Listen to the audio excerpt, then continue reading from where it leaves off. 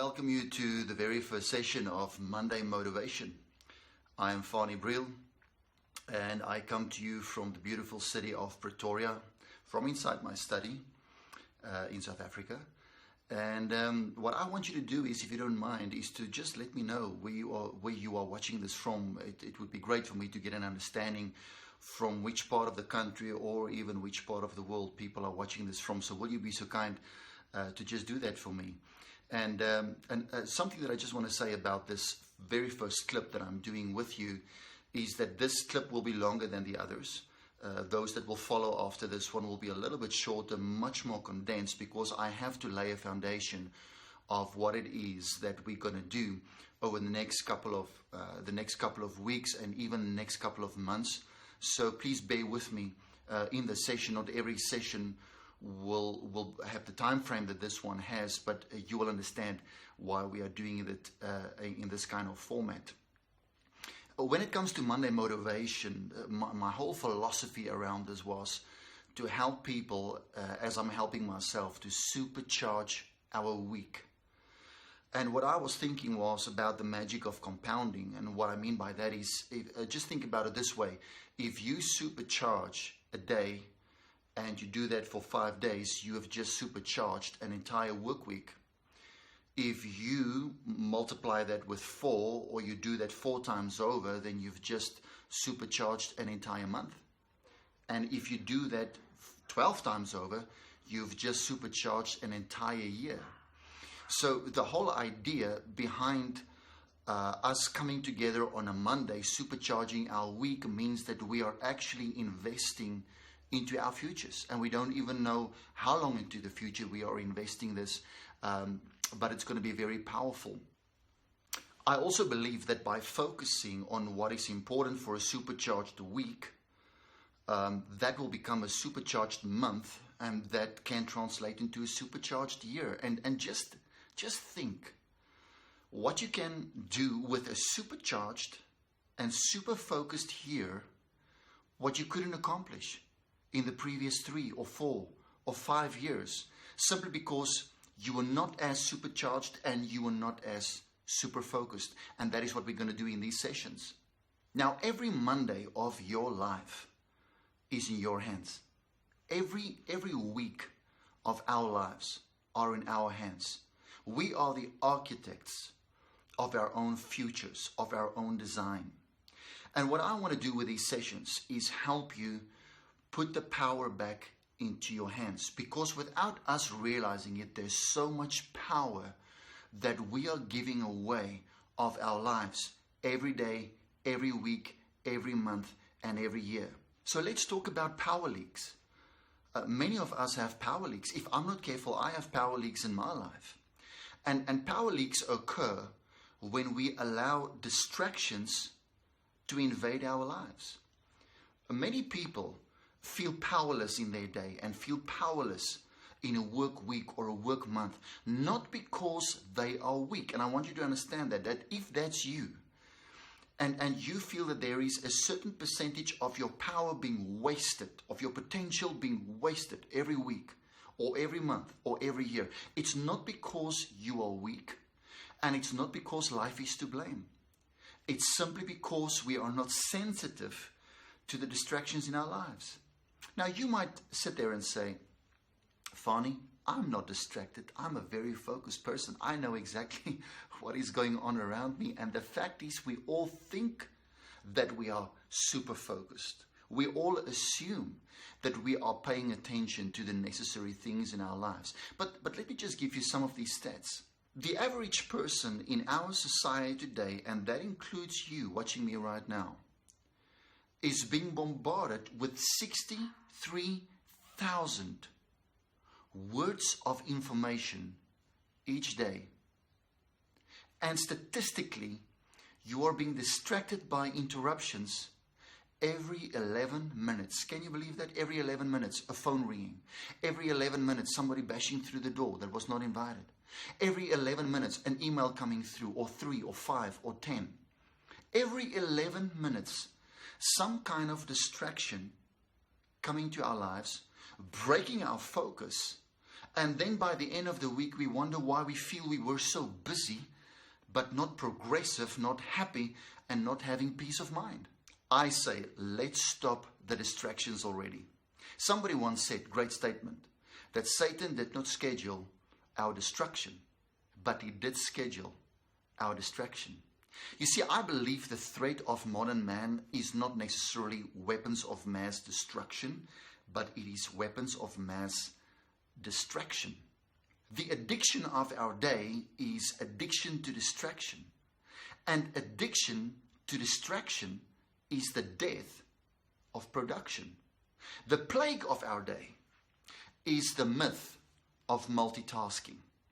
We jump from task to task without any real focus on any one of those tasks. And we are busy, and because we are busy, we think we are very effective. And there's nothing wrong with being busy. What is important is that we have to protect our focus. People in our society today are spreading themselves paper thin. And many people feel powerless in their lives because of the fact that they feel they are being spread as thin as paper and have to do too many things that they don't have time for. And the fact of the matter is, we feel that we are spread paper thin for the simple reason that we are not sensitive to the distractions invading our lives. As a matter of fact, we incorporate distractions into our lives as though they were important activities or even priorities. We complain that we don't have time, and as a matter of fact, all of us have time. The only issue is we are managing our time very poorly. Let me give you some facts before you dismiss this as that this is not relevant to your life. And let's talk about the time factor. On average, human beings all over the planet spend up to 4 hours watching television each day, whether it's sport, their favorite cooking program, or their favorite soap that they are following, or favorite series. 4 hours of television. When it comes to radio, they estimate it's 2 to 2.5 hours of listening to radio. When it comes to the internet, whether it's Google searches, but predominantly it's Facebook and all these kind of social networking platforms, and I have nothing against it because I use it myself, and they can be very powerful tools. But if you are not focused, they can become a source of great distraction. So on the internet, people spend 1 hour to 2 hours on the internet, and these are not with important activities. This is just by using the internet as a leisure activity, or just, you are relaxing or just watching some stuff. When it comes to your smartphone, listen to this. They estimate that we spend 1 hour a day on our smartphones. There are some studies that suggest that we are looking at our cell phones, watching our cell phones 110 times per day sometimes. Ladies and gentlemen, I've given you 9 hours. 9 hours. We say we don't have time, but I've just given you a picture that we all have 9 hours every day to our disposal that we can do something with. So for us to sit around and say we don't have time and feel sorry for ourselves, that is not really the truth. We are deceiving ourselves. So starting this week, I want to help you manage your time better, not because I think you don't have that ability, but because I live in the same real world that you are living in, that's watching me right now. And I know that we have busy lives. I know that time flies. I know that life is very demanding. And because of all these facts, I sit with the very same challenge in my life. So here's what I want you to do starting this week. I want you to schedule what I term as 2 focus hours every single day, every single week of your life. 2 focus hours. 1 focus hour in the morning and 1 focus hour in the evening. And in just a minute, I will explain to you what you can do, how you can fill those 2 focus hours. But very important is it's important for you to understand that what you are going to do within these 2 focus hours are what is important to you.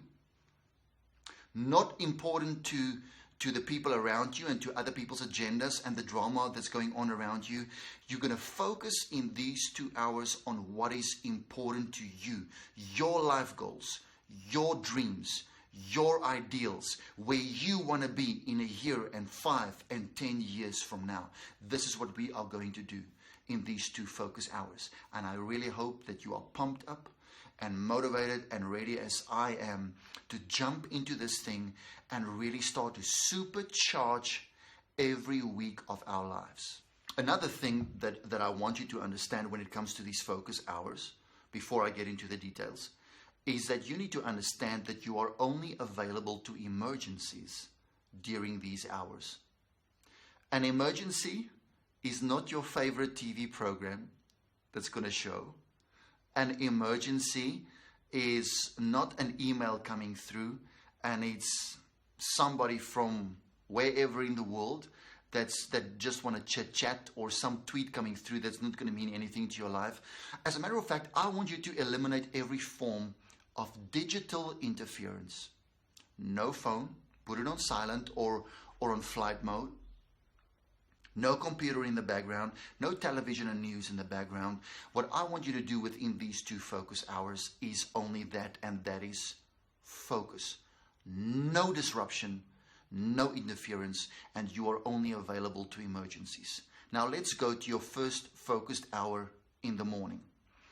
You need to fill this hour with what energizes you, with what gives you a fresh thought pattern for the day, something that starts you up, something that starts your motoring activities, something that really gets your body moving. So I want you to do stretching exercises. You can do things like yoga if you wish to do that. If you have a treadmill in your home, I want you to get on that treadmill. And I want you to walk it out 5 minutes, 10 minutes, 15 minutes, 20 minutes. You don't have to do it longer than that. I just want you to get moving. If you live in a very safe area, I want you to go for a walk. If you live in an area and you're privileged and there's beautiful nature around you, then go and do your walk in nature. But during that morning, I want you to start moving. The other things that you can do within this first hour that you wake up in the morning is read something that inspires you, or listen to something that gets your blood boiling. Very important. Don't listen to any news the first hour after you wake up. Don't go to your inbox the first hour after you wake up. And I'm going to tell you why. Studies have shown that whatever you do within the first hour after waking up every morning of your life sets the tone for the rest of your day. So if you wake up and an email comes through that upsets you, I don't have to be a prophet to tell you that the rest of your day is not going to look good. Because if you get upset in the first hour after waking up, believe you me, you're going to start a war in your mind. And before you walk into your office, you already have 10 things on your mind that you're going to say to these people. If you watch the news, it can disrupt you. It can disrupt your peace. Whatever you do within the first hour after waking up sets the tone for the rest of the day. And remember what I said a couple of minutes earlier. We are here to give the power back into your hands. Very important, don't give the power away. Let's stop giving the power away. Let's stop allowing the world and everything around us to dictate to us what we need to do in the very first hour after waking up in the morning. Let's take the power in our hands and let's stretch. Let's walk. Whether it's yoga, whatever it is you want to do. And very important now, listen to something that inspires you. It can be an audiobook, or read something that inspires you. Not the newspaper, not the tabloids, not any gossip news of drama of people all over the world. Something that will inspire you, something that will encourage you for the day. If you're a Christian watching this, you can read some Bible verses. Whatever it is that will encourage and inspire you, I want you to do that first thing in the morning when you wake up. And then there is something else, and it's the radio. Now, I just told you a couple of minutes ago that radio, if we're not careful, is one of the predominant distractions in our lives. After TV, after television is radio. Now, I'm saying that instead of using the radio as a weapon of mass distraction, why not use the radio in your life as a tool of empowerment? A lot of people in our day and age spend a lot of time on the road, like myself.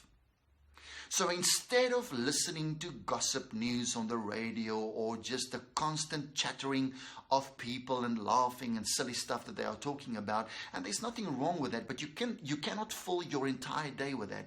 I say, why not get some audiobooks? And for half an hour or an hour, listen to information that will empower you, information that will inspire you and encourage you.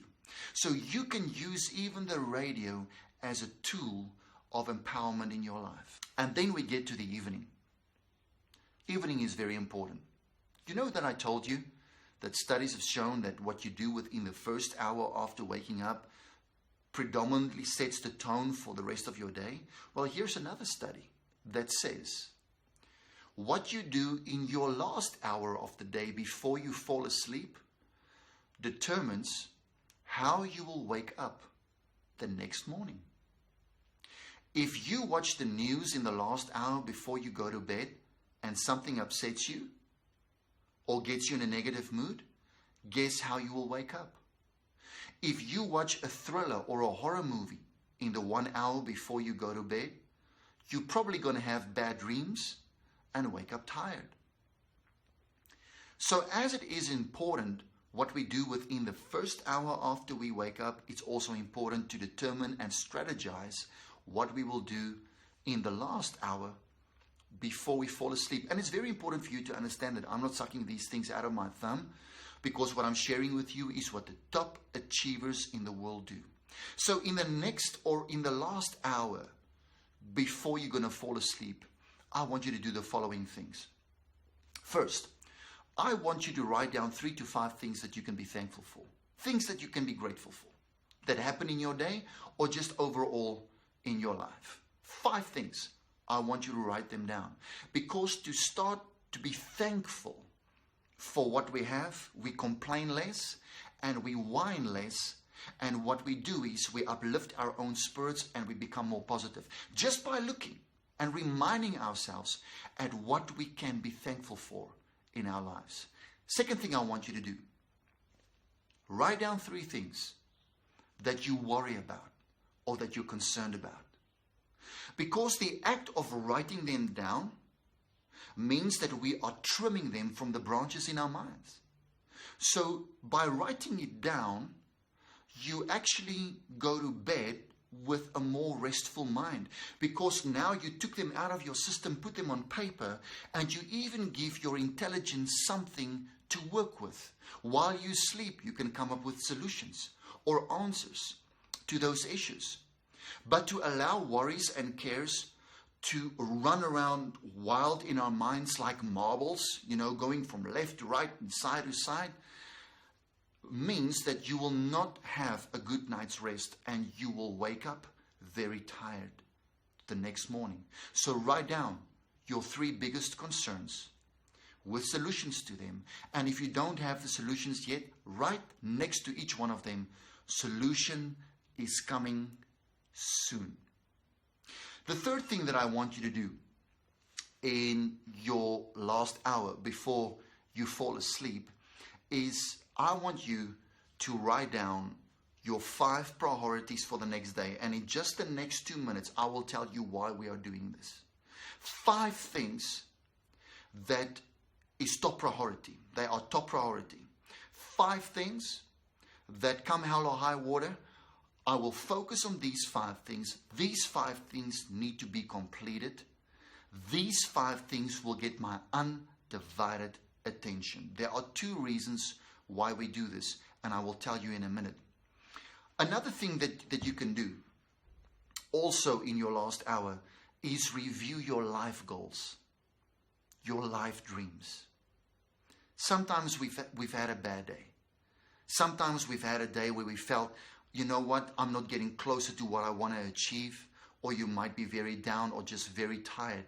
By reviewing your life goals and your life dreams, supercharge you again for the next day, because you give yourself an expectation and you give yourself hope. So I hope you can see how this is going to work out for you.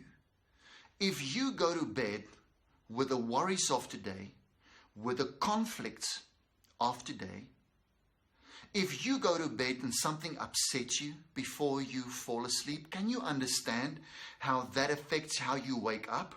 And now you wake up and you don't read anything that inspires you. You don't do anything that encourages you. You don't get your body moving, and you still sit with all these things that you went to bed with last night. You open up your inbox and there are 3 challenging emails, or a tweet comes through, or something on the news.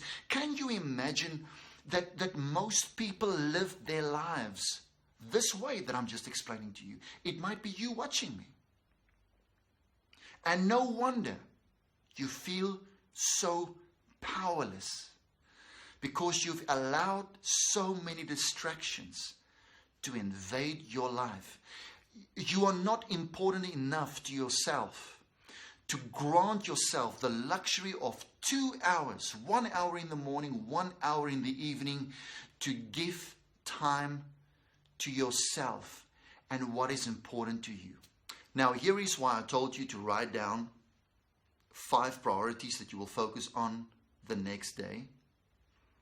Because come the next day, I want you to allow, and now this is for people for whom this is possible, and that is most of you. I want you to allocate only 2 hours to emails each day. Never allow your email and your inbox to be open with whatever you are busy with. Allocate only 2 hours to emails. Emails have become a very distracting and sabotaging force in our lives, like anything else. That's why I told you earlier that the plague of our day is multitasking. We assume we are very smart. We overestimate ourselves. We believe that I can be busy with this report, watch the email that's coming through, somebody bashing through my door, and we feel we are very smart, and we go home tonight and, wow, I was so busy. The question is, were you focused or only busy? Were you productive or only busy? And now that's why you wrote down 5 priorities last night. Because between the 2 hours that you allocate to watching your emails and giving attention to your emails, you are going to focus only on the top 3, you can make it even 3 or 5 priorities that you wrote down last night. Somebody once made this statement about emails, and I want to share it with you, and it's a really great statement. He said this: an inbox is nothing more than a convenient organizing system of other people's agendas. That is what an inbox is. And for you to have it open 24/7 means that you are giving attention and high priority to everybody else's agendas around you but your own. And no wonder at the end of the week you feel disempowered. You feel you didn't accomplish what you really wanted to accomplish because everybody else's agendas were more important than yours. Their drama on Facebook was more important than the goals that you've set for yourself. The tweets coming through from other people were more important than the one-liners and slogans that you have to repeat to yourself for 20 minutes every morning before you jump off to work. So stop allowing the world around you to invade your life, your heart, your mind, your focus, and your privacy. So come this week, I want you to allocate 2 focus hours to your life. Allow yourself the luxury of having an hour in the morning and an hour in the evening to yourself, no disruptions, and where you focus only on those details that I have just given you. Let me close with this and then I'm going to get out of your way. I want you to stop scratching off your dreams. And here's what I mean by that statement.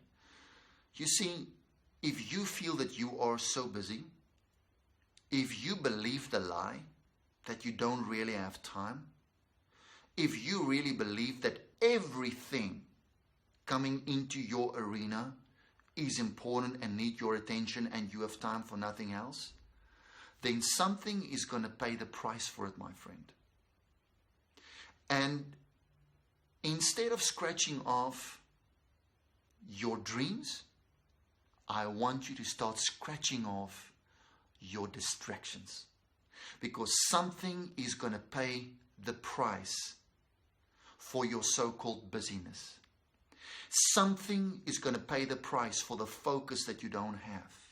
Something is going to pay the price for the inspiration, motivation, and courage that you don't feed yourself with in the morning and in the evening. And most of the times, it's us paying the price.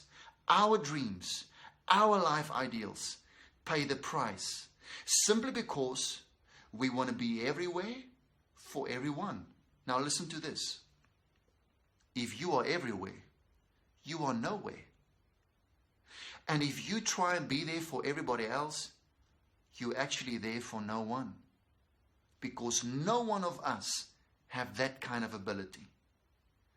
Come this week, I want to join you, and I want you to forward this to your friends and family and whoever you can find. And let us start to supercharge our weeks from our Monday motivation sessions. 2 hour focus. 2 hours of focus. This coming week, I want you to allocate that to yourself. 1 hour in the morning, 1 hour in the evening. Fill it with what I just told you. Now, I'm going to get out of your way. I want you to have a super day. I want you to have a super Tuesday, Wednesday, Thursday, Friday, and very important, please write me a mail. Please make contact with me in some way or form, and give me some feedback as to what this is contributing to your life. I'm here to help you, here to advance your life. Hey, you only have one life. Make it count. Have a supercharged week. Bye-bye.